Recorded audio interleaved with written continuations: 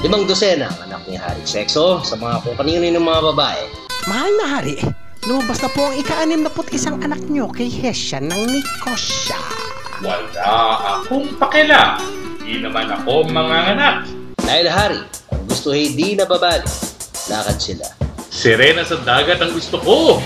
Para maiba naman. Sirena dito. Sirena?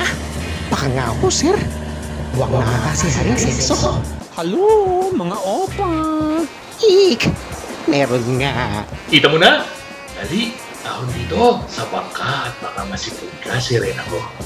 Meron ka rin pala, sarap mong anuhin. Isan?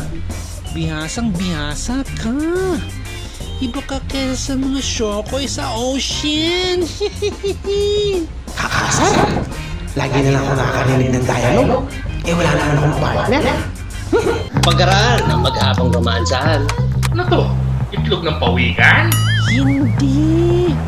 Itlog ko yan. Hahalimhiman mo yan. Parang chicken. Yan ang magiging jungakis natin. Oh, loko. Di naging aning manok ka. Sabi ng sirena bago ito tumalon sa dagat, pag nabugok yan, mabubugok ka rin. Hindi maganda ang haring bugok.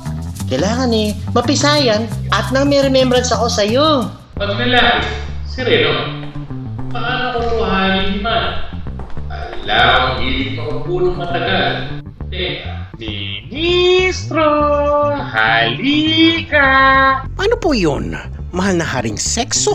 Maupo ka doon sa aking trono. Di ba gustong-gusto mong maupo doon? Magiging OIC King na ho ba ako? Acting King? Ulul! Limliman mo itong itlog namin ni Sirena hanggang sa mapisa ang anak namin at huwag kang tututol at papupugutan kita ng ulo. Sir, ang daya. Kanya ang sarap. Akin ang hira. Bagukin mo itlog dahil pag naging sireno yan, aalagaan mo pa yan sa aquarium. Kawawa kang ministro ka.